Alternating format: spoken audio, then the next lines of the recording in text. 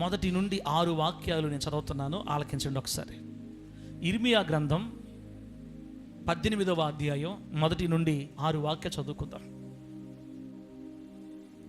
యెహోవా యొద్ద నుండి ఇర్మియాకు ప్రత్యక్షమైన వాక్కు. నీవు లేచి కుమ్మరి ఇంటికి పొమ్ము, అక్కడ నా మాటలు నీకు తెలియజేతును. నేను కుమ్మరి ఇంటికి వెళ్ళగా వాడు తన సారి మీద పని చేయుచుండెను. కుమ్మరి జిగటమంటితో చేయుచున్న కొండ వాని చేతిలో విడిపోగా ఆ జిగటమన్ను మరలా తీసుకొని కుమ్మరి తనకు యుక్తమైనట్టుగా దానితో మరి ఒక కొండ చేసెను. అంతటి యెహోవాకు నాకు ప్రత్యక్షమై ఇలాగ సెలవిచ్చెను, ఇశ్రాయేలు వారలారా, ఈ కుమ్మరి మంటికి చేసినట్లు నేను మీకు చేయలేనా? ఇదే యెహోవా వాక్కు. జిగటమన్ను కుమ్మరి చేతిలో ఉన్నట్టుగా ఇశ్రాయేలు వారలారా, మీరు నా చేతిలో ఉన్నారు. చదివిన వాక్యాన్ని పరిశుద్ధాత్మ దేవుడు మనందరికి అర్థమగునట్లు బోధించి, వాక్య సంబంధమైన లోతులలో మన దేవుడు మనలను ప్రతిష్ఠించి, పరిశుద్ధుల స్వాస్థ్యములో దేవుడు మనలందరినీ భద్రపరచునుగాక. గట్టిగా చెప్పండి ఆమేన్, హల్లెలూయా. ఇంకోసారి చెప్పు గట్టిగా. ఆరాధన చేయలేదని నా మీద కోపంగా ఉంది, హల్లెలూయా చెప్పు. ఆమేన్ చెప్పండి. ఇంకోసారి చెప్పండి హల్లెలూయా అని. మీ ఆశలు తీరుతాయి, ఆమేన్ చెప్పు. టెన్షన్ పడబాకండి. కొంతమందికి ఆరాధన చేయలేదు బాధ, మా లేఖకైతే ఇంకా బాధ. ఏం చేద్దాం లేక, నేనేమో అమెరికాలో ఉంటుంది, మీరేమో ఇండియాలో ఉన్నారు. వస్తుందిలే, మనకు మంచి రోజులు వస్తాయి, ఖచ్చితంగా చేద్దాం బిడ్డ. చేయకూడదు ఎందుకుంటుందమ్మా, సమయాన్ని బట్టి కదా. సరే, వాక్యంలోకి వెళ్ళే ముందు ఒక మాట చెప్పేసిపోతా. ఈరోజు మందిరంలోకి వచ్చి కూర్చున్న వాళ్ళల్లో 99% మంది పరలోకానికి వస్తారు. ఆమేనానండి. పరలోకానికి మీరు వెళతారు. 99% మంది. ఆ 1% కూడా ఎందుకు వేయలేదంటే, ఆ 1% కూడా 100 అని ఎందుకు అనలేదంటే, నేను కొంతమంది దేవుడి దగ్గరికి స్వస్థతల కోసం వస్తారు, అవస్థతల కోసం వస్తారు, నాకు బాగైతే బాగుండని వస్తారు. వచ్చి కొన్ని రోజుల తర్వాత బాగోవద్దు వాళ్ళకి వచ్చిన పని అయిపోయింది కాబట్టి సంవత్సరానికో 2 సంవత్సరాలకో లేకపోతే 5-6 నెలలకు వెళ్ళిపోతారు మళ్ళీ వెనక్కి. ఎక్కడి నుంచి అన్న దేవుళ్ళలో నుంచి మళ్ళీ లోకంలోకి జారిపోతారు. అన్న చూడండి నువ్వు శాంతిరాజన చూసిలా చాలామంది కనపడుతుంటారు మనకి. అవసరం కోసం వస్తారు, అవసరం తీరిన తర్వాత వెళ్ళిపోతారు. వాళ్ళు అలా ఎందుకు వెళ్ళిపోతున్నారంటే, దేవుడు వాళ్ళని తాకలేదు అని అర్థం, దేవుడు వాళ్ళని ముట్టలేదు అని అర్థం, దేవుడు వాళ్ళ కళ్ళు తాకలేదు అని అర్థం. ఎప్పుడైతే ఈ కళ్ళుకున్న పొరలు రాలుతాయో అప్పుడు యేసే నిజమైన దేవుడు అని ఒప్పుకుంటారు ప్రజలు. ఒక వ్యక్తి చచ్చిపోయిన దాకా యేసయ్య దగ్గర ఉండాలన్నా కూడా దానికి దేవుడే కారణం అమ్మా, తెలుసా? మీరు ఇన్ని సంవత్సరాల నుంచి దేవుడు దూరం కాకుండా ఉన్నారంటే దాని అర్థమైంది, మిమ్మల్ని దేవుడు తాకాడని అర్థం. లేకపోతే వాళ్ళకి ఎప్పుడో లోకం కలిసిపోవాల్సిందే, మళ్ళీ పటాలు పెట్టుకోవాల్సిందే. కొన్ని సందర్భాల్లో బాధలను బట్టి, కష్టాలను బట్టి కొంచెం కాలు జారి మనం కూడా వెనక్కి వెళ్ళిపోయి కొన్ని పడిపోయాం, మళ్ళీ వచ్చేసింది. చూడండి ఎందుకు వచ్చింది తెలుసా? మిమ్మల్ని దేవుడు విడిచిపెట్టలేదు, మిమ్మల్ని దేవుడు తాకాడు అనమాట. అందుకే మీరు ఎంత లోకంలో ఉండాలన్నా, ఎంత ఎంజాయ్ చేయాలన్నా, 1 నెల 2 నెలలు 1 సంవత్సరం ఉన్న తర్వాత కూడా మరలా దాని మీద విరక్తి పుట్టి వద్దు నాకు దేవుడే కావాలని ఎందుకు వచ్చేస్తా చెప్పండి? మనల్ని దేవుడు పిలుచుకున్నాడు కాబట్టి, మనల్ని తాకాడు కాబట్టి, ఆయన రక్తం మన మీద ముద్రించాడు కాబట్టి, ఈ లోకంలో ఎక్కడ తిరిగినా యేసయ్య ముఖం చూడకుండా మనం బ్రతకలేము. కాబట్టి ఇక్కడ ఉండే వాళ్ళందరూ మ్యాక్సిమం అట్లాంటి బిడ్డలే. కాబట్టి చచ్చిపోతే మీరు అందరూ పరలోకం వెళ్తారని నేను ధైర్యంగా చెప్తాను. ఆమె చెప్పండి గట్టిగా. ఇంకోసారి హల్లెలూయా అనండి. చచ్చిపోతే ఏడబోతారు మీరు? ఇప్పుడు ఏడకపోతారా? పరలోకానికి ఖచ్చితంగా వెళ్తారు. సరే ఏం మాట్లాడుతున్నావు సార్ నువ్వా? నా సంగతి తెలుసు నీకు? పైకి ఎంత బాగుంటాడు నేను, లోపల నా సంగతి దేవుడికి తెలుసులే. అమ్మా లోపల నువ్వే కాదు ఊరంతా అట్టే ఉంది. చిన్న బలహీనతలను బట్టి ఏం దేవుడు మనల్ని వదిలేసాడు లెక్క, అది పక్కన పడి నిన్ను దేవుడు మర్చిపోలేదు కాబట్టి ఈరోజు నువ్వు దేవుని మందిరంకి వచ్చావు. అసలు ఈరోజు నువ్వు మందిరంకి వచ్చింది కూడా నీ అంతట నువ్వు రాలా, దేవుడు రావడానికి నీకు సహాయం చేశాడు. ఆమె చెప్పు గట్టిగా. రావడానికి నీకు కృప చూపాడు. దేవుని అనుమతి లేకుండా తల్లో ఎంట్రుకు గోడ కింద రాలదని బైబిల్ చెప్పింది. మన తల్లో ఉండే వెంట్రుకు కూడా రాలన్నా ఎవరు అనుమతి కావాలన్నా ఓ ప్రభువా, ఈ మనిషి దోతుంది, ఈ ఎంట్రుకలు ఎన్నింటికలు రాలాలి, నేను రాలాలా అని అడగద్దు. ఎంట్రుక నువ్వు రాలిపో అని చెప్తాడు దేవుడు. ప్రేమ చెప్తామ్మా, నవ్వు ప్రేమ, అప్పుడప్పుడు నవ్వు ప్రేమ చెప్తామ్మా, సీరియస్ ఉండతా నువ్వు ఎన్నో కదా ఈరోజు. నేను రాలాలా అని అడగతుంది. రాలిపో. ఎన్ని రావాలి తండ్రి? 20, 100 ఎంటుకలు రాలిపోండి. దువ్వెనికి 100 వస్తాయి, 100 ఎంటుకలు. అవన్నీ కూడా పర్మిషన్ తీసుకొనే అన్న మాకు నవ్వుగా ఉంటుంది. బైబిల్లో ఉంది మాట, మీ తల వెంట్రుకలన్నీ లెక్కింపబడి ఉన్నవి అని. అంటే మన తలలో వెంట్రుక గురించి కూడా దేవుడు అంత జాగ్రత్త తీసుకున్నప్పుడు, చర్చికి నువ్వు వస్తావని దేవుడు కానీ చెప్పకపోతే నువ్వు ఎట్ట వస్తావు? అసలు రాలేవు నువ్వు. ఈరోజు దేవుని సన్నిధిలో కూర్చున్న మనం దేవుని దయ పొందుకొని మందిరంలోకి వచ్చాం. ఆయనే మిమ్మల్ని తీసుకొని వచ్చాడు, ఆయనే మిమ్మల్ని పంపించాడు ఇక్కడికి. కాబట్టి ఇప్పుడు చనిపోయినా మనం అందరం పరలోకానికి వెళ్ళిపోతాం. ఒకవేళ నీలో ఏదన్నా పాపం ఉందని, బలహీనతని అనిపిస్తే ఒప్పేసుకో. ఎప్పటికప్పుడు ఒప్పేసుకోవాలి, ప్రభు దగ్గర కడుక్కోవాలి, కన్నీళ్ళు విడిచి సమాధాన పడాలి. ఆయన కడిగేస్తాడు, పరిశుద్ధపరుస్తాడు. అంతేగాని మనల్ని దేవుడు పోగొట్టుకోడు. ఈ మాటలు ధైర్యం తెచ్చుకొని ఇప్పుడు నేను చెప్పే మాటలేనండి. అర్థమైంది అన్న హల్లెలూయా చెప్పండి, గట్టిగా చెప్పండి హల్లెలూయా. సంఘంలో 2 గుంపులు ఉంటారు నా డైరెక్టర్ గారు. ఎన్ని గుంపులు ఉంటారు అన్న? 2 గుంపులు ఉంటారు సంఘంలో. మొదటి గుంపు ఎవరంటే, పాస్టర్ ఏది చెబితే దాన్ని వినేస్తారు అంతే. ఇంకా పాస్టర్ ఏది చెబితే కితురమ్మ, పాస్టర్ గారు ఏ వాక్యం ఆ వాక్యాన్ని వెనక ముందు ఆలోచన చేయకుండా మా సార్ ఏది చెబితే అదే మాకు, ఏరే మాటలే మాకు వద్దు. సార్ ఎటు చెప్పాడా, మేము పరలోకి వెళ్ళిపోతామా? ఖచ్చితంగా వెళ్ళిపోతాం. నేను నమ్మే సార్ చెప్తే ఎందుకల్లా మనము అని నమ్మేస్తారు. దైవజనుడు ఏది వాక్యం చెప్పినా ఆ వాక్యాన్ని గట్టిగా పట్టుకుంటారు, ఆ వాక్యం కోసం ప్రార్థన చేస్తారు, ఆ వాక్యం నిలబడతారు, ఆ వాక్యం ధైర్యం తెచ్చుకుంటారు. ఇది ఒక గుంపు. ఈ గుంపు ఎక్కువ ఉంటారు సంఘంలో. కానీ తక్కువ శాతం ఇంకో గుంపుగా ఉంటుంది. ఆ గుంపు ఎవరు చెప్పంటారా? పరలోకానికి పోతామంటారా మనమా? ఏంది మాట్లాడి చెప్తున్నాడా అంటే, ఎట్ట బతికినా కూడా పరలోకం పోతారా? ఎట్ట జీవించినా కూడా పరలోకం పోతారా? ఏంది సారు మరి ఈ మధ్య ఎట్ట మారిపోయాడు? మారేమనుకున్నాం కానీ ఎంత ఘోరంగా మారిపోయాడు. చంద్రదన నేను తెలియదు కదా, నేను మాట్లాడి తెలియదు కదా చంద్రదన. మారిపోయాడు అనుకున్నాం కానీ ఎంత ఘోరంగా మారిపోయాడేంటి? ఏవి చేసినా పరలోకం పోతామంటాడు. నేను అట చెప్పలా. మీరు ఏవి చేసినా పరలోకానికి పోతారని నేను చెప్పలా. ఇక్కడ ఉన్నోళ్ళు పరలోకం పోతారని చెప్పా. ఇప్పుడు మందిరంలో కూర్చున్న వాళ్ళందరమే 99% పరలోకం పోతామని చెప్పా. అదేలే పాస్టర్ గారు, దానికి నేను పెద్ద తేడా ఉంది. మేము ఎట్ట పోతావో సినిమాలు చూసేవాళ్ళమే. నన్ను అడగబోకండి అవన్నీ.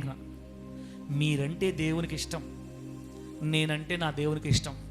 నా 2 కూతుర్ని నేను ఎప్పటికీ పోగొట్టుకోలేను, అవునా కాదా? మీ పిల్లలు మీరు పోగొట్టుకుంటారా?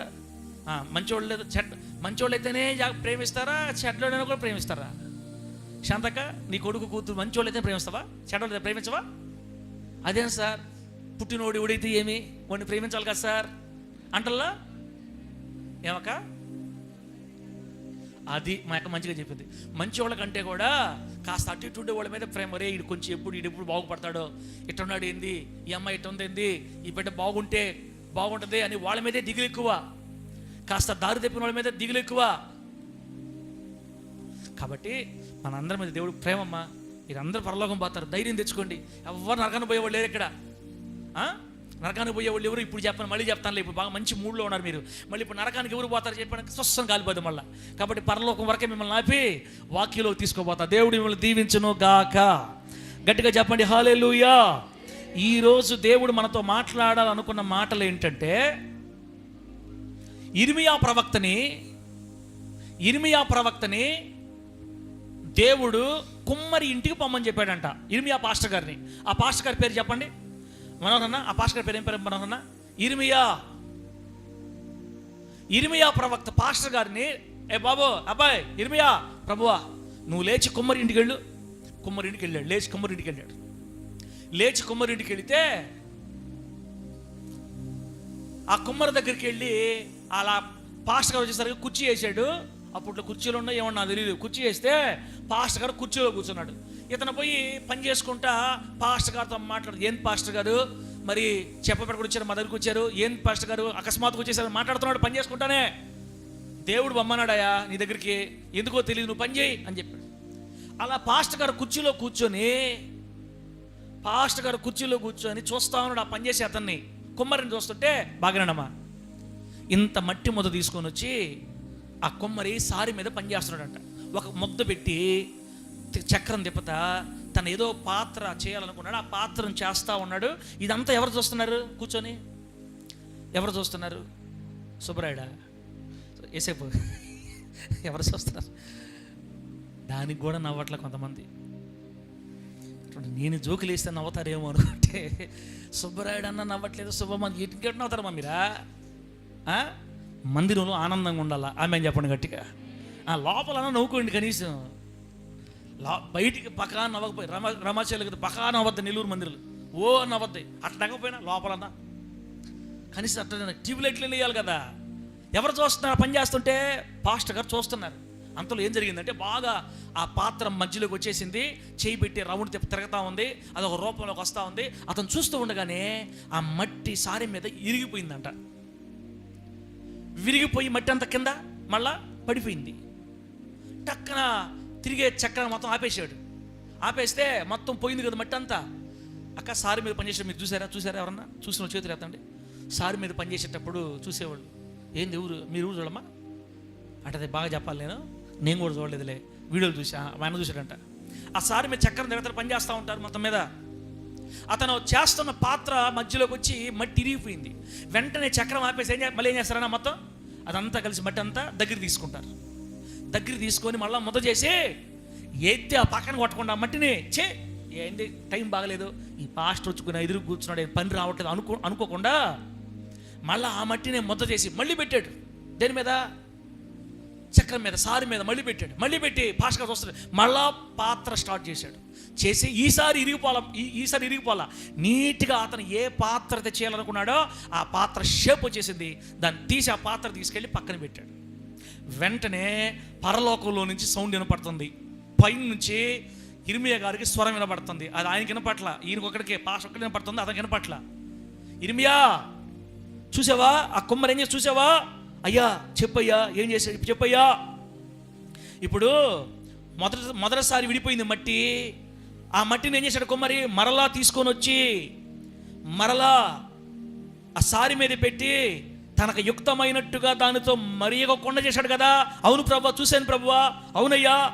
అయితే ఇదిగో ఇప్పుడు నేను చెప్పే మాట నువ్వు పోయి ఇశ్రాయేల్ వారలతో చెప్పు, ఇశ్రాయేల్తో చెప్పు, ఇశ్రాయేలీలతో నేను చెప్పిన మాట చెప్పు. ఏమని ప్రభువా?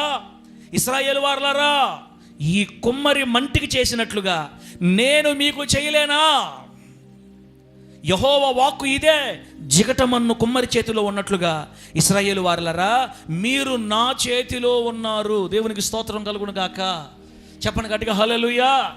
పాస్టర్ గారికి ఆ లెసన్ నేర్పించడానికి, అది చూపించడానికి దాన్ని తీసుకొని ఇశ్రాయేలీలకు ఒక వార్త చెప్పమని పంపిస్తున్నాడు. ఇప్పుడు ఇక్కడ కుమ్మరి దగ్గర ఏమైతే చూశాడో దాంట్లో నుంచి ఒక సందేశాన్ని నేర్చుకున్నాడు. ఆ సందేశాన్ని, వాక్యాన్ని తీసుకెళ్ళి ఇశ్రాయేలుతో చెప్పమని చెప్తున్నాడు దేవుడు. ఏంటా వాక్యం, ఏంటా ఉపదేశం అంటే, ఆ కుమ్మరి ఆ జిగట మంటికి చేసినట్లుగా ఇశ్రాయేలులారా నేను మీకు చేయలేనా? ఇదిగో ఆ జిగట మట్టి, ఆ జిగట మన్ను కుమ్మరి చేతిలో ఉన్నట్లుగా మీరు నా చేతిలో ఉన్నారు. ఆమేన్ గట్టిగా చెప్పండి గట్టిగా hallelujah, amen, hallelujah, praise the Lord, hallelujah, glory, amen. మీరు చెప్పిందాక నేను చెప్తానే ఉంటా. ఆమేన్, హల్లెలూయా, స్తోత్రం, హల్లెలూయా, ఆమేన్. అట్టునండి. జిగట మట్టి కుమ్మరి చేతిలో ఉన్నట్లుగా మీరు నా చేతిలో ఉన్నారు. ఆ కుమ్మరి ఆ మట్టికి చేసినట్లు ఏం చేశాడు? ఆ కుమ్మరి ఆ మట్టికి ఏం చేశాడన్నా? మొత్తం ఇరిగి పడిపోయింది ఫస్ట్ సారి. మళ్ళీ మొత్తం తీసుకొని వచ్చి చక్రం మీద పెట్టి మళ్ళీ ఇంకొక పాత్ర చేశాడు కదా. అలా నేను మీకు చేయలేనా అంటే దాని అర్థం ఏంటంటే దాని అర్థం ఏంటంటే కుమ్మరి ఎలాగైతే తాను చేస్తున్న పనిలో ఒక్కొక్కసారి ఆ మట్టి విరిగి పడిపోతే ఆ విరిగి పడిపోయిందని దాని మీద కోపం తెచ్చుకోకుండా మళ్ళీ సహనంతో మొత్తాన్ని మళ్ళీ దాంతో దగ్గర చేసుకొని మళ్ళీ తెచ్చి మళ్ళీ తనకి ఇష్టం వచ్చిన పాత్ర ఎలాగైతే చేస్తాడో, ఓ హోలీ జడ్జి టెంపుల్లో ఆదివారం వాక్యం వింటున్న హోలీ జడ్జి సామ్రాజ్యమా, హోలీ జడ్జి పిల్లలారా, హోలీ జడ్జి వారసులారా, వారసురాండ్లారా, మీరు నా చేతిలో ఉన్నారు. కుమ్మరి చేతిలో జిగట మట్టి ఉన్నట్లుగా. కుమ్మరి చేతిలో జిగట మట్టి ఉంది, నా చేతిలో మీరున్నారు. ఇప్పుడు చెప్పండి, కుమ్మరి ఎవరు చెప్పండి? ఇప్పుడు మనం ఆరాధించే మన ప్రభు అయిన యేసయ్య. కుమ్మరి ఎవరు? మనం ఆరాధించే మన యేసయ్య. జిగట మట్టి ఎవరు? మనమే. జిగట మట్టి ఎవరు? మందిరంలో కూర్చున్న వాక్యం వింటున్న నువ్వు, నేను. ఒక్కొక్కసారి దేవుడు మనల్ని మంచిగా చేయాలనుకుంటాడు, ఆశీర్వదించాలనుకుంటాడు. కరుణక్క, I command you out in the name of Jesus Christ, come on, రా బయటికి. తమ్ముడా కనిగిరిరాజు, నెక్స్ట్ నీకే. కనిగిరిరాజు ఉండవా? చెప్పు. ఇంగ్లీష్ కాబట్టి ఎవరికి పెద్ద ప్రాబ్లం ఉండదు, ఏం చెప్పానో ఎవరికి అర్థం కాదు, అరిసింది ఒక్కటే అర్థమవుతుంది కాబట్టి కరుణక్కకి.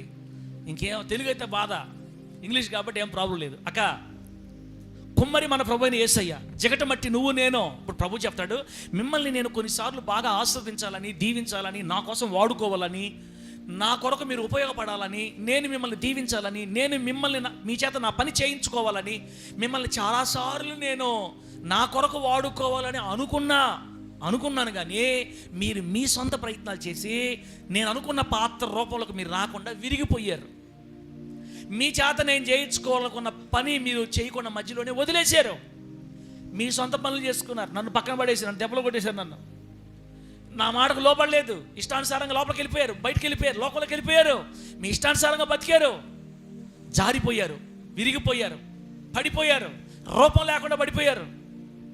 అయినా ఆ కుమ్మరి ఎలాగైతే పడిపోయిన మట్టిని తీసుకొచ్చి మరలా కొండ మీద పెట్టి సహనంతో, ప్రేమగల కుమ్మరి. చెప్పండి, ఏ కుమ్మరి? ఏ కుమ్మరమ్మా? ప్రేమ కలిగిన కుమ్మరి. నోరు తెరిచి చెప్తే కొంచెం హుషారుగా నేను కూడా చెప్తాను, లేకపోతే 5 నిమిషాలు నోరు మూసుకొని నేను కూడా ఆపేస్తాను. ఇంకా ఎందుకు మీకు ఇంట్రెస్ట్ లేనప్పుడు ఎందుకు నేను చెప్పడం? అక్క, నేను చెప్పే మాటలు మీకు అర్థమైతే చెప్పాలనిపిస్తుంది నాకు. నేను ఎన్ని అడిగినా కూడా ఇట్టుంటే ఇక నేను ఏం చెప్పేది?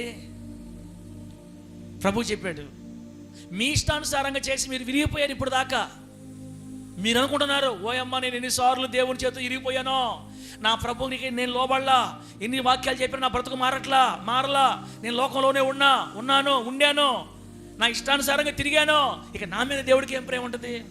నన్నేం దేవుడు ప్రేమిస్తాడు? నాకెందుకు ఆయన సహాయం చేస్తాడు? నన్నెందుకు దీవిస్తాడు? ఈ ఇస్రాయల్ పాస్టర్ పిచ్చి కాకపోతే ఏదన్నా దీవిస్తే, ఆశీర్వదిస్తే ఇస్రాయల్ పాస్టర్ని దీవించాలా? తెల్ల బట్టలు వేసుకొని హ్యాపీగా వాక్యం చెప్తాడు, పాస్టర్ కాబట్టి, ఎప్పుడు ప్రార్థన చేసుకుంటాడు కాబట్టి, వాళ్ళు దేవుళ్ళలో ఉంటారు కాబట్టి, అట్లాంటి వాళ్ళకి ఏదో దేవుడు సహాయం చేస్తాడు, దీవిస్తాడు. పాస్టర్ లాంటి వాళ్ళని, నాలాంటి వాళ్ళని ఊరికే దేవుని మాట అనుకుంటే ఇష్టానుసారం లోకంలో పడిపోయినా నన్ను కూడా దేవుడు ఆస్వాదిస్తాడా? ప్రేమిస్తాడా? ఏమైనా ఆలోచించి మాట్లాడియే షాడిస్టోండే. ఎన్నిసార్లు ఇరిగి పడిపోయాను సారి మీద నుంచి, నా దేవుని ఎన్నిసార్లు గాయపరిచానో, ఎన్నిసార్లు ఆయన చేతుల్లోంచి పడిపోయాను నేను.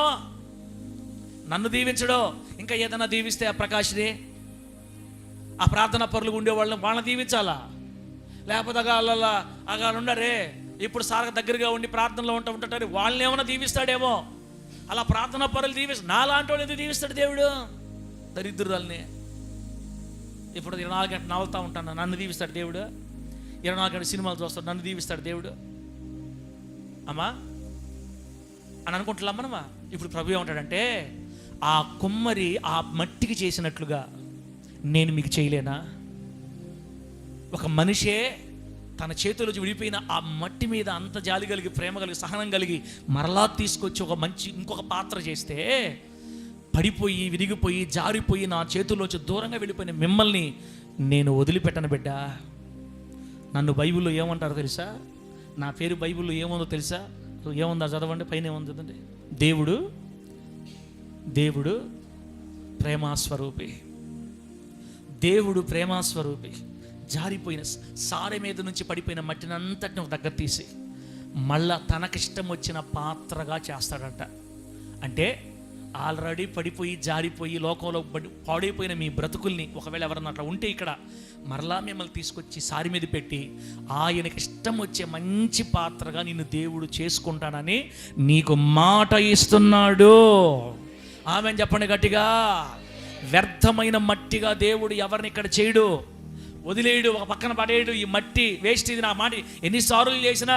ఇప్పుడు ఆ కుమ్మరేమో ఒక్కసారే పడిపోయింది ఆ మట్టి. ఆ కుమ్మరికి, ఏ కుమ్మరికి? ఇర్మియా పాస్టర్ చూసారే, ఆ కుమ్మరికి ఒక్కసారే పడిపోయింది.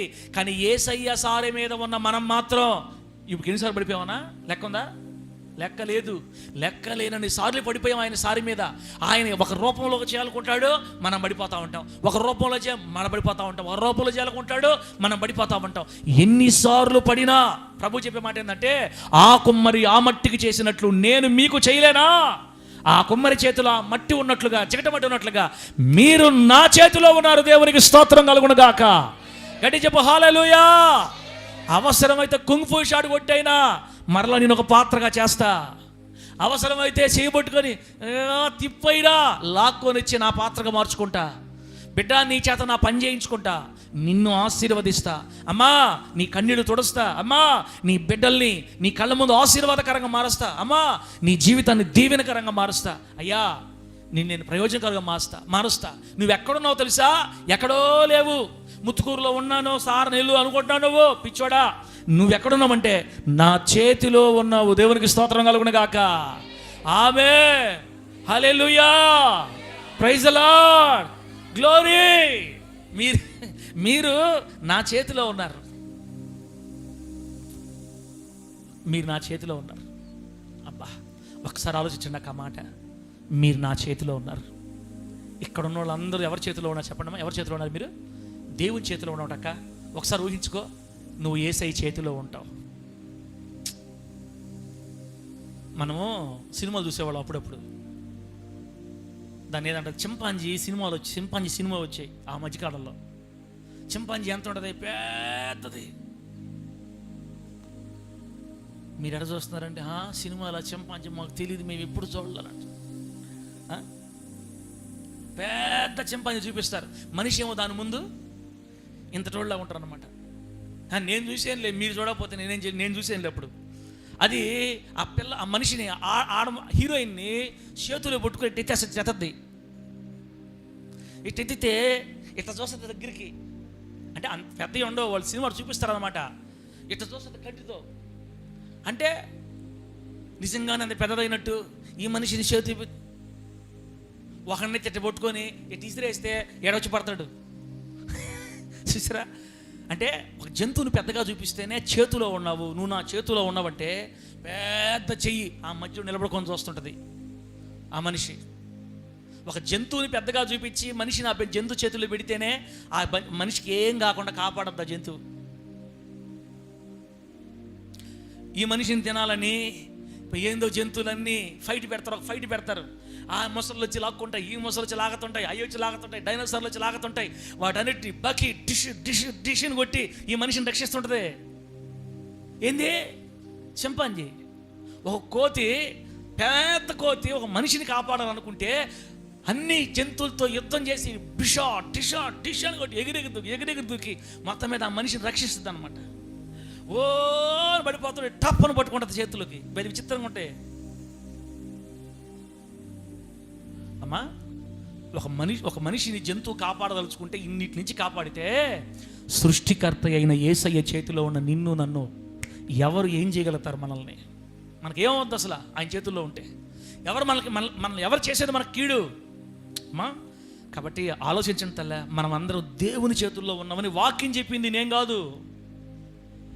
జిగటమన్ను కొమ్మరి చేతిలో ఉన్నట్లుగా మీరు నా చేతిలో ఉన్నారు. నేను మిమ్మల్ని ఎన్నిసార్లు విరిగిపోయినా తీసుకొచ్చి కడతా బిడ్డ. మిమ్మల్ని నరకానికి పంపించడం నాకు ఇష్టమో లేదు.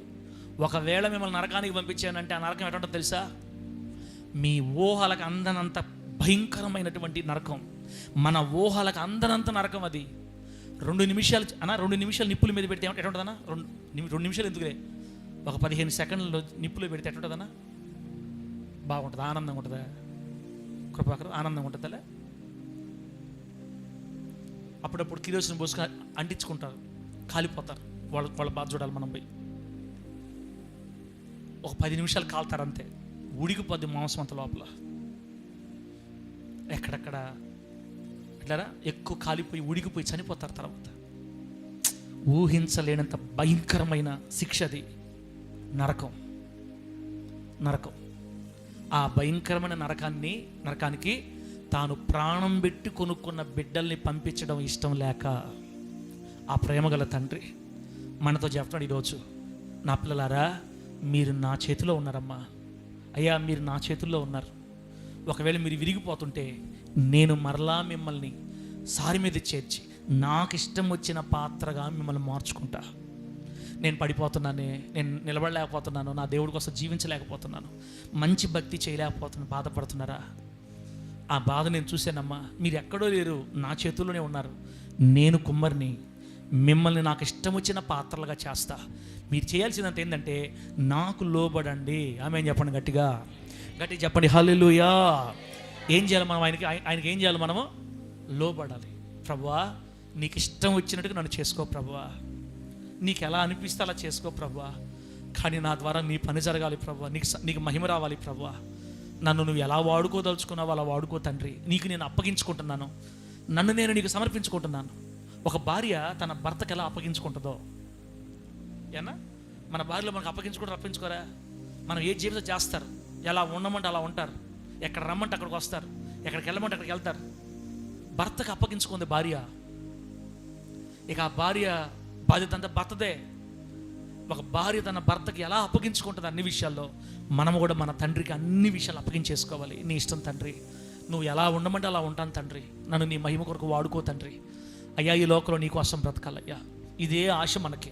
అప్పుడు ప్రభు చెప్తాడు, మీరు నా చేతుల్లోనే ఉన్నారమ్మా, పాడైపోయిన నీ జీవితాన్ని నేను దీవిస్తాను, చెడిపోయిన నీ బ్రతుకు నేను కడతాను, కూలిపోయిన నీ జీవితాన్ని నేను మరలా బాగు చేస్తాను, పాడైపోయిన నీ బిడ్డల బ్రతుకులు నేను బాగు చేస్తాను, నేనున్నాను కదా, ధైర్యం తెచ్చుకో అని ఈరోజు మన అందరికీ మన దేవుడు ధైర్యం చెప్తున్నాడు. దేవునికి స్తోత్రం కలుగును గాక.